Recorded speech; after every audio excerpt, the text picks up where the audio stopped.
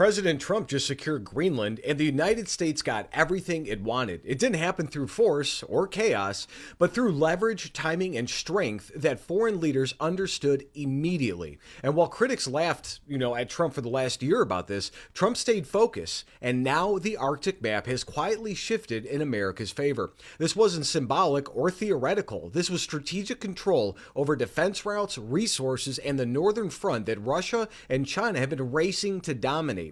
And Trump did it without dragging the republic into another endless conflict. And at Davos, while elites talked climate and compromise, Trump closed a deal rooted in peace through strength. And that's exactly what I voted for. If you guys voted for that too, let me know that in the comments. But I want to ask you guys this. Do you think America should negotiate from power or permission? Drop your answer below on that as well. Because what came next proves why strength will always work. So my name is Tom. I'm with the Daily Beltway, and I'm also a White House correspondent for the Next News Network. And what President Trump secured involving Greenland isn't a headline stunt. It's a strategic framework that locks down the Arctic at a moment when global competitors are racing north fast. And don't forget, guys, we're a growing channel, and every like, comment, share, and subscription helps us cut through the noise. Also, sharing this report matters a lot. It also helps raise awareness while the legacy media avoids the details, because CNN ain't going to give this fair coverage. I want you guys to check this out. It's President Trump talking about the framework of the deal. Well, we have a concept of a deal. I think it's going to be a very good deal for the United States, also for them.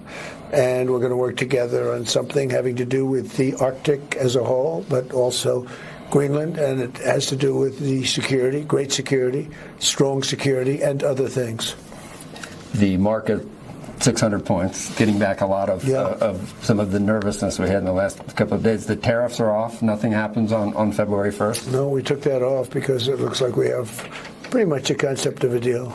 A deal of ownership, a deal... Well, it's a little bit complex, but we'll explain it down the line. But the Secretary General of NATO and I and some other people were talking, and it's the kind of a deal that I wanted to be able to make. Where does Denmark, did they weigh in on what they want, what they would agree to? Well, I assume they did, because he very much represents, he's a strong leader. Mark, Mark Rutte. And I assume he's been speaking to them. He's been speaking to all of them. Are mineral rights involved? Is ownership involved? Did the Golden Dome sway people? I don't want to say yet, but... The Golden Dome was very compelling today when you talked about that. Yeah, the Golden Dome, and they're going to be involved in the Golden Dome. And they're going to be involved in mineral rights, and so are we. Are you guys sick and tired of winning yet? I mean... It seems like everybody's saying he's going to keep striking out. He doesn't miss. So that clip mattered because Trump made it clear this wasn't about conquest. It was about leverage. And Greenland sits at the center of missile defense, Arctic shipping lanes, and rare earth supply chains. The United States already operates critical defense infrastructure there. And under this framework, cooperation expands without conflict. And this happened alongside meetings with NATO leadership, including Mark Rutte, during the World Economic Forum in Davos. And tariffs, he paused the ones that were going to start on February 1st, and that made the markets rebounds, and it has strengthened a lot of our alliances. And America is positioning itself, and it has improved so much in just this one deal. So here's a key question for you. I want you to comment strong deals if you believe Trump played this right, or too soft if you disagree. I want to see where you guys stand. And Russia has militarized its Arctic coastline, and China claims to be a near Arctic state.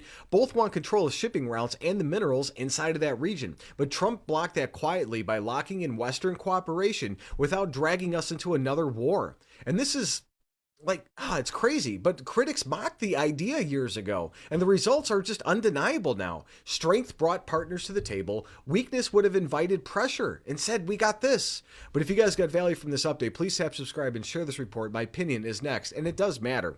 So this is why elections matter inside of any country, let alone our republic. President Trump understands something Washington forgot for decades. Peace is not achieved by begging rivals to behave. Peace is earned when America stands firm, confident, and prepared. Greenland isn't about ego. It's about early warning systems, supply chains, and preventing hostile powers from boxing us in from the north. And Trump didn't shout. He didn't posture. He negotiated from strength. He did do a little bit of threatening, but that's also fun and part of the art of the deal.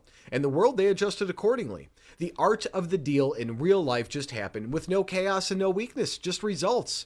And while critics complain, adversaries, they're freaking out. And our allies are falling back in line. And if America wants a future where our borders, resources, and security are protected without endless wars, this is the model. Pay attention, guys, because strength preserved today prevents crises in the future. Stay alert, stay aware, and God bless.